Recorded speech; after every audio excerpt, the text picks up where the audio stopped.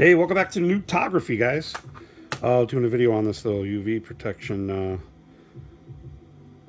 lens. It's a Haida HD 4775, 52 millimeters. So you got to have a step-up ring right from the stock, not stock, but the kit lens, the 1950.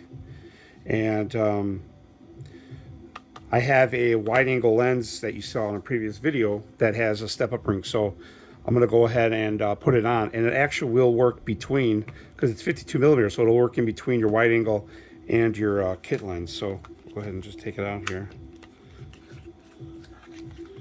You get a typical nice hard case, protection case here. It's really thin, slim. They claim it's thin, slim. Looks like decent quality. I already took it out once. It's got a little bit of a copper or like a bronze finish on it, on the edge. If you could see that, you could see it there. It's got your text on it, lasered in the top portion there. So we'll go ahead and put it on. So I just got my, I'm going to take this whole thing off here. This is the wide angle lens. So my step-up ring's still on there. Set that down. So I wanted it because when I don't run that wide angle, this is so exposed, that lens on the kit lens. And, you know, instead of taking it off, I haven't taken enough pictures yet, but so far, you know, it's decent. I mean, I like the effect it's giving me on it.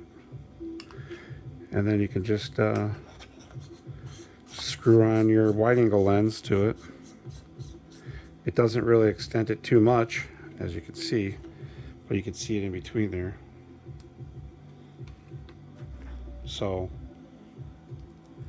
but yeah, it's a nice little filter. So if I don't run the wide angle macro lens, at least I got something protecting the kit lens.